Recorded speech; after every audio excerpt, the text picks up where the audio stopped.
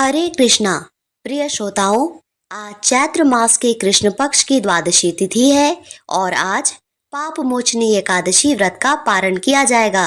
जिन भक्तों ने 26 मार्च बुधवार को एकादशी का व्रत रखा था, वे 27 मार्च गुरुवार को एकादशी व्रत का पारण करेंगे और एकादशी व्रत के पारण पर सुनेंगे माता तुलसी और माता लक्ष्मी की कथा, जिसको सुनने से ही एकादशी का पूर्ण फल प्राप्त होता है और भक्तों की समस्त मनोकामनाएं पूरी होती है।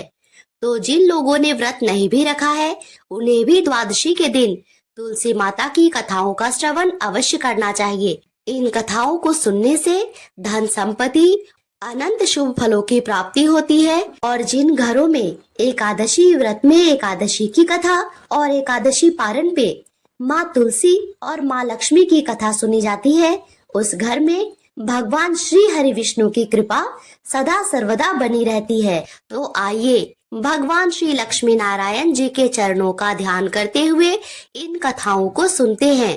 प्रेम से बोलिए श्री राधे कृष्ण भगवान की जय। एक बुढ़िया माई थी, वह तुलसी जी को रोज सींचा करती थी और कहती थी, हे तुलसी माता, सच की दाता, मैं तेरा बिड़ला सींचती हूँ, मुझे बहू दे, पीताम्बर की धोती दे, मीठा मीठा घास दे, बैकुंठ में वास दे, चटक की चाल दे, पटक की मौत दे, चंदन का काठ दे, रानी सा राज दे, दाल भात का भोजन दे, ग्यारस की मौत दे, कृष्ण जी का कंधा दे। तब तुलसी माता धीरे धीरे यह सब सुनकर सूखने लगी। तो भगवान ने एक दिन तुलसी माता से पूछा, हे तुलसी, तुम क्यों सूख रही हो? जो तुलसी माता ने कहा, एक बुढ़िया रोज यहाँ आती है और मेरी बिड़ला सींचती है और यही बात बार बार दोहराती है। मैं उसकी सारी मनोकामना तो पूरी कर सकती हूँ, लेकिन भगवान कृष्ण का कंधा कहाँ से लाऊंगी? इस पर भगवान श्री कृष्ण जी तुलसी माता की बात सुनकर जोर जोर से हंसने लगे और फिर भगवान श्री कृष्ण जी ने तुलसी माता से कहा, तुम चिंता मत करो, जब वह बुजुर्ग महिला की मृत्यु होगी तब मौके पर मैं और आप ही कंधा दे देंगे।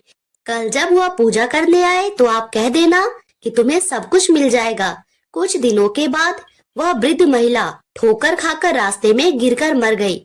जब गांव के लोगों ने उस वृद्ध महिला की मृत्यु का समाचार सुना तो सभी लोग उसके घर पे एकत्रित हो गए। सभी लोग उस महिला को धर्मात्मा मानते थे और तुलसा जी की डोकरी कहते थे, इसीलिए सभी उसके दुख में शामिल होने उसके घर आ गए और उसके बाद सभी गांव वालों ने उसके अंतिम संस्कार करने की योजना बनाई और उसे नहलाकर बैकुंठी पर बैठाने के लिए उसे उठाने लगे। तो उसका मृत शरीर इतना भारी हो गया कि उसे कोई उठा ही नहीं पाया।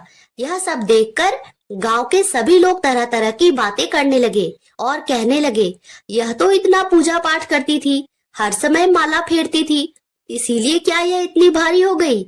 वही पूरे गांव में चर्चा होने लगी कि डोकरी माई कोई भक्ति नहीं करती थी, वह छल कपट करती थी। हम जिसे धर्मात्मा समझते थे वह तो पापी निकली, जो कि किसी के उठाए नहीं उठ रही। न जाने उसके कौन से कर्मों की सजा है। इधर भगवान ने सोचा, मेरे भक्त की तो निंदा हो रही है, इसीलिए भगवान ने बूढ़े ब्राह्मण का भेष धारण किया और वहां पर आए और वहां पर जितने भी लोग इकट्ठा थे उनसे पूछने लगे, यहाँ पर इतनी भीड़ क्यों लगी है? जिससे सारे लोग कहने लगे, यह डोकरी मर गई और इसका पाप इतना था कि किसी के उठाए नहीं उठ रही, सभी उठा उठा कर थक गए। तब ब्राह्मण ने कहा, ठीक है, एक बार मुझे भी डोकरी के कान में कुछ कहने दो, फिर देखो कैसे उठती है। तो सभी लोगों ने कहा, ठीक है, आप भी प्रयास करके देख लीजिए। तब भगवान ने उस वृद्ध महिला के कानों में कहा, हे डोकरी माई, देखो मैं आ गया। और जो बुढ़िया रोज तुलसी माँ की पूजा करने के समय कहती थी, वही शब्द उसके कानों में कहने लगे, तू बिड़ला सींचे मेरा, मैं करूँ निस्तारा तेरा। डोकरी माई, बहू ले, बेटी ले, पोता ले, लड्डू ले, पीताम्बर की धोती ले, गहना ले, घी का घड़ा ले, मीठा मीठा खीर और पूरी ले, दाल भात का भोजन ले, धन दौलत ले, बेटा पोता का काम ले, तुलसी का पत्ता ले, मुंह में गंगा जल ले, ग्यारस को दिन ले और श्री कृष्ण जी का कंधा ले। इतना सुनते ही डोकरी हल्की हो गई और भगवान ने बोला, जाओ उसको उठाओ। भगवान ने भी हाथ लगाया और ढोकरी उठ गई। सबको बड़ा ही आश्चर्य हुआ। फिर उसे खूब धूमधाम से ले जाया गया। भगवान उसे अपने कंधे पर ले गए।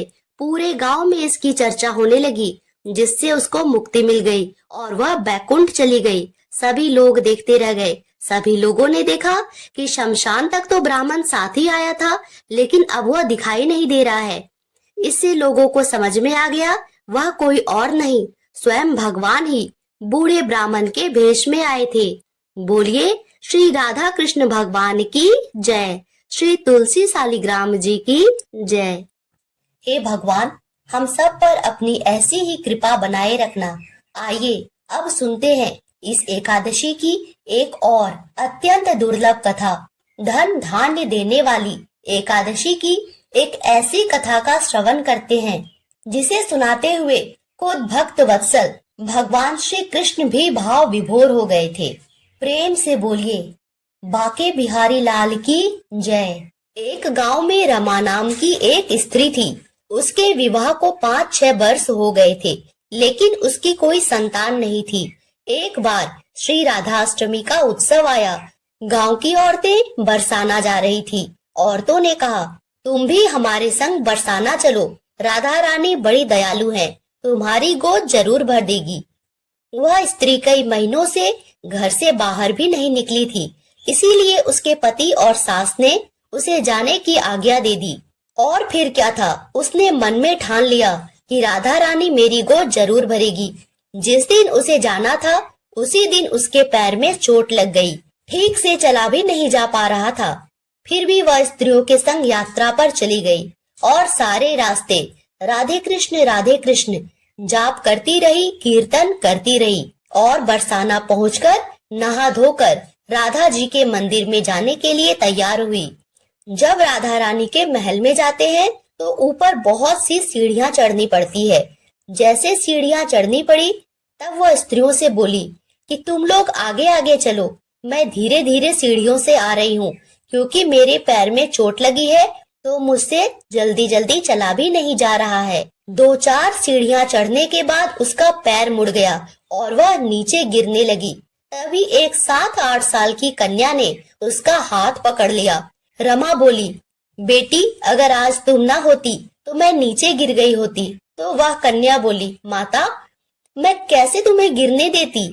रमा ने पूछा, बेटी तुम्हारा क्या नाम है। वह बोली, लाडो नाम है मेरा, यही पास में रहती हूँ। वे दोनों सीढ़ियों पर बैठ गई।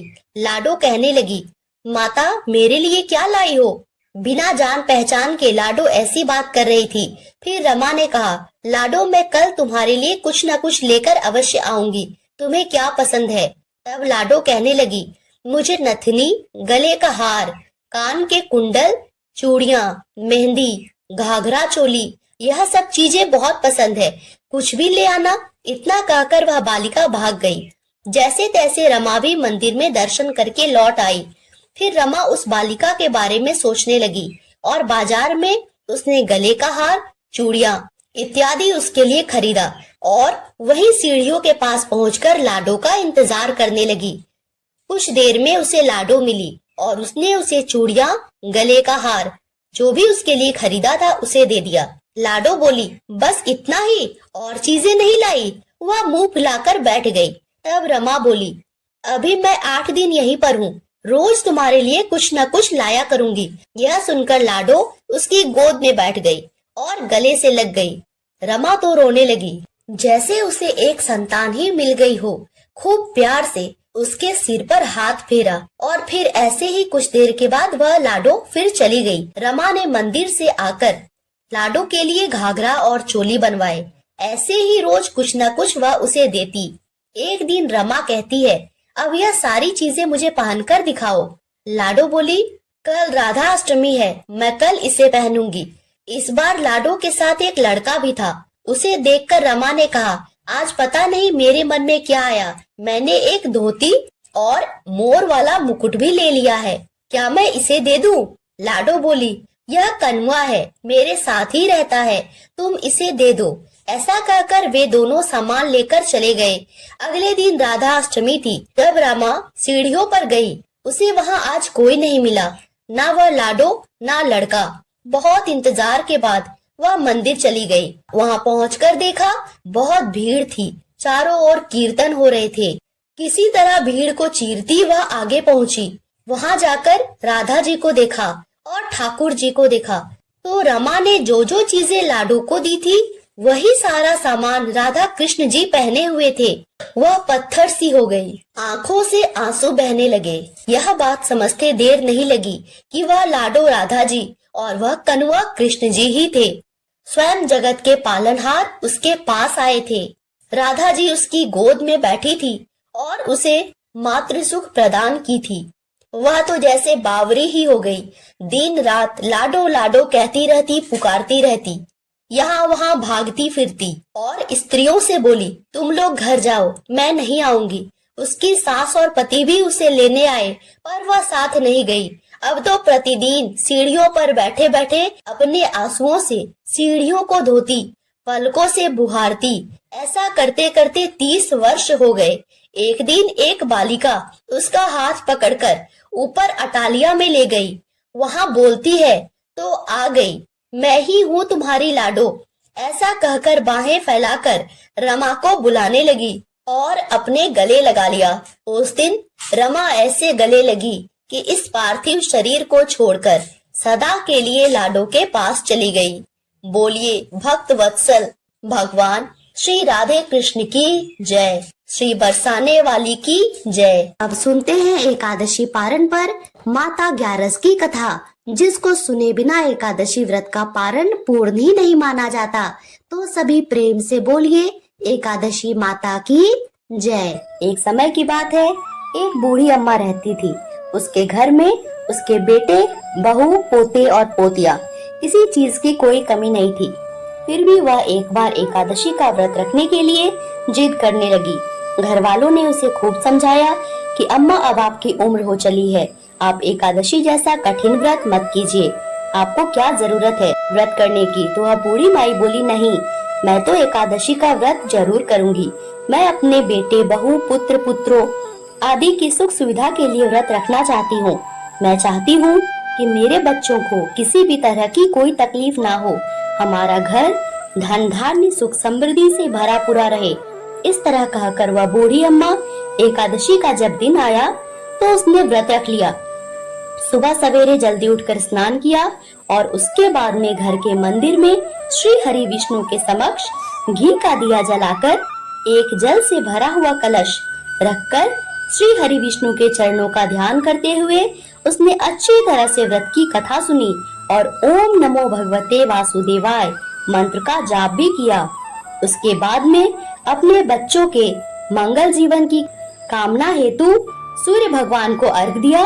फिर पूरा दिन पूजा पाठ करती रही और एक ब्राह्मण के घर पर मिट्टी के पात्र को जल से भरकर और उस ऋतु में उगने वाले फल को दान किया।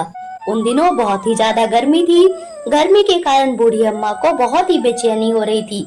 बूढ़ी अम्मा सोच रही थी कि क्या पता मैं इस व्रत को रख पाऊंगी या नहीं, लेकिन आज का व्रत तो बीच में नहीं छोड़ सकती। इस तरह बार बार अलग अलग विचारों से बूढ़ी अम्मा परेशान हो रही थी।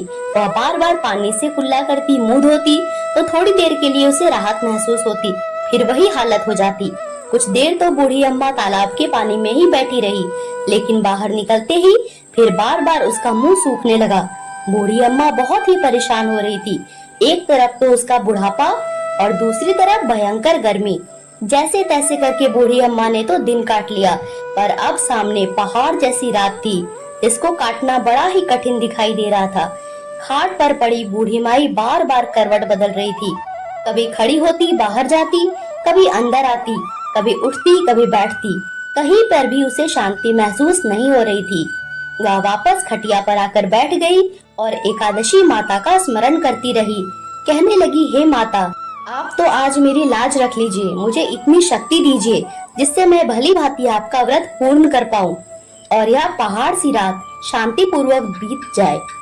प्यास के कारण बूढ़ी माँ की बेचैनी बहुत ही बढ़ रही थी। उसने बहुत ही धैर्य रखने की कोशिश की, चुपचाप बैठी रही, पर प्यास सहन नहीं कर पाई और उसकी सहनशीलता की सीमा टूट गई और वे घबरा कर एकदम से चिल्ला पड़ी। और जोर जोर से कहने लगी, बचाओ बचाओ। तो अम्मा का चिल्लाना सुनकर उसके परिवार के सारे सदस्य वहाँ पर एकत्रित हो गए। अड़ोसी पड़ोसी भी आ गए। बूढ़ी अम्मा के खटिया के चारों ओर खड़ी होके सभी कहने लगे, अम्मा जी आपको क्या हो गया, आप क्यों इस तरह से चिल्ला रही हैं? बूढ़ी अम्मा की बहू ने कहा कि आपको पता है हमारी अम्मा जी ने आज एकादशी का व्रत रखा है, हम सब ने मना किया था। इतनी उम्र के बाद व्रत रखने की क्या जरूरत है? आज इन्हें कौन सी कमी है जो इन्हें व्रत रखने की नौबत आ गई? तो सारे लोग कहने लगे, सही बात है अम्मा जी, अब आपकी उम्र हो चली है, व्रत रखने की तो अब आप में शक्ति भी नहीं है, और एकादशी जैसा कठिन व्रत आपके बस की बात नहीं। हम जैसे हट्टे कट्टे भी एकादशी का व्रत रखने में हिचकिचाते हैं, और आपने बिना सोचे समझे एकादशी का व्रत रख लिया। तो बूढ़ी अम्मा कहने लगी, भोजन तो मैं नहीं करूंगी, ना ही पानी पीऊंगी, आज तो लगता है कि मेरे प्राण निकल जाएंगे। ऐसा करो, एक छोटी सी मटकी पानी से भरकर मेरी छाती पर रख दो। यह सुनते ही बुढ़िया का पोता भागकर एक छोटे से घड़े में पानी लेकर आया और अपनी दादी की छाती पर धीरे से रख दिया। छाती पर रखते ही थोड़ा सा आराम मिला। आराम मिलने के कारण बूढ़ी अम्मा को नींद आ गई और सारे कहने लगे, चलो अब तो आराम कर रही है, आधी रात बीत चुकी है, आधी रात और है। अब अम्मा को नींद आ गई, अम्मा के जागने तक सवेरा हो जाएगा। इस तरह सभी अपने अपने घर चले गए। बेटे बहू पोते पोती सब सो गए। तो एकादशी माता सोचने लगी कि बूढ़ी अम्मा बहुत कठोर व्रत कर रही है, दिन भर कितनी परेशान हुई है, फिर भी पानी पीने का नाम नहीं लिया। अब मुझे खुद इनकी परीक्षा लेनी होगी। यह सोच एकादशी माता मुर्गे का रूप लेकर रात को ही बांग लगाने लगी। तो मुर्गे की आवाज सुनकर दादी माँ की आंख खुल गई और उसने सोचा कि भोर हो गई है। वह जल्दी से खड़ी हुई और बाहर आई और आकर आसमान की ओर देखा तो आसमान में कहीं भी उन्हें प्रातःकालीन तारा नहीं दिखा। वह सोचने लगी कि यह मुर्गा क्यों और कैसे बोल रहा है। अभी तक तो जो तारा उगता है, जिसको देखकर मैं अनुमान लगाती हूँ कि सवेरा हो गया है, वो अभी नहीं निकला है, फिर यह मुर्गा कैसे बोल रहा है? यह सोचते सोचते बूढ़ी अम्मा को फिर से जोरों की प्यास लग गई। अब उनका मन विचलित होने लगा, लेकिन उन्होंने निश्चय कर रखा था कि व्रत को तो मैं पूरा करके ही छोड़ूंगी, भले ही मेरे प्राण क्यों ना निकल जाए। यह सोचकर वह बुढ़िया फिर से जाकर खटिया पर लेट गई और एकादशी माता को याद करती रही। तो एकादशी माता ने एक बार फिर उसकी परीक्षा लेनी चाही। इस बार माता रानी एक छोटी सी बालिका का रूप धारण करके एक ग्लास में शरबत लेकर उस बूढ़ी माता के सिराने आके खड़ी हो गई और जोर से बोली कि दादी सवेरा हो गया है, आप हाथ मुंह धोकर शरबत पी लीजिए। तो उस बच्चे की आवाज सुनकर बूढ़ी माता ने आँख खोला तो देखा उसके सिर के सामने एक छोटी सी बच्ची शरबत का ग्लास लेकर खड़ी है। जो इतना अच्छा शरबत देखकर बूढ़ी अम्मा का मन ही ललचाने लगा, लेकिन तभी उन्हें अचानक से याद आया कि आज तो मेरा एकादशी का व्रत है, मैं इस तरह से शरबत नहीं पी सकती। यह सोचकर उन्होंने फिर से अपनी आंखें बंद कर ली और थोड़ी ही देर में उन्हें ऐसा लगने लगा जैसे उन्हें किसी ने कुएं में पटक दिया है। वे बड़ी देर तक उस कुएं में हाथ पांव चला रही है और मुंह को जोर से भींचकर बंद कर रखा था, कहीं पानी की बूंद मुंह में ना चली जाए। इस तरह से वे अपनी दृढ़ता पूर्वक व्रत का पालन करती रही। थोड़ी देर में अचानक से अम्मा को लगा जैसे सामने आग जल गई हो, जिससे भारी गर्मी हो रही हो, प्यास के कारण प्राण निकल रहे हैं, लेकिन बूढ़ी अम्मा ने फिर भी पानी नहीं पिया। वह चुपचाप बैठी रही। थोड़ी ही देर में बूढ़ी अम्मा ने देखा कि बाहर प्रकाश दिखाई दे रहा है, ऐसा लग रहा है जैसे सवेरा हो गया।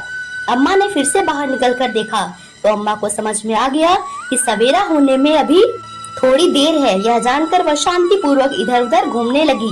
तरह तरह से परीक्षा लेकर एकादशी माता को भी पता चल चुका था कि वह बूढ़ी अम्मा किसी प्रकार से अपने व्रत को नहीं तोड़ेगी। तो ग्यारस माता ने प्रसन्न होकर बूढ़ी अम्मा को आशीर्वाद दिया, जिसकी वजह से अम्मा के बचे हुए 2 घंटे बड़े ही सरलता पूर्वक निकल गए और फिर सवेरा हो गया। सवेरा होते ही बूढ़ी अम्मा ने स्नान किया और भगवान विष्णु की पूजा पाठ की और एकादशी माता की पारण की कथा सुनी और कथा सुनने के बाद ब्राह्मणों को दक्षिणा देकर भोजन कराया और उसके बाद में श्री हरि विष्णु और एकादशी माता से व्रत में हुई भूल चूक के लिए माफी मांगी। उसके बाद जाके जल ग्रहण किया, फिर अपने व्रत का पारण किया। तो अम्मा को एकादशी माता के उस श्रेष्ठ व्रत का इतना पुण्य फल प्राप्त हुआ कि बूढ़ी अम्मा की आयु में तो वृद्धि हो ही गई, उनका सारा परिवार भी खुशहाल हो गया। अब कोई अभाव नहीं था, धन धान्य से परिपूर्ण घर हर तरह के सुख सुविधाओं से संपन्न हो गया। फिर भी इस लोक के सारे सुखों का भोग करती हुई अंत में विष्णु धाम को गई। एकादशी माता, जैसा फल आपने बूढ़ी माता को दिया वैसा सबको देना। जो भी इस व्रत को करता है, आपकी यह कथा सुनता है, उसकी समस्त मनोकामना पूर्ण करना। जैसे एकादशी माता ने बूढ़ी माता और उसके परिवार को हरा भरा सुखी संपन्न किया, ऐसे ही एकादशी माता हम सभी की मनोकामना को पूर्ण करे। बोलिए एकादशी माता की जय। श्री तुलसी शालिग्राम की जय।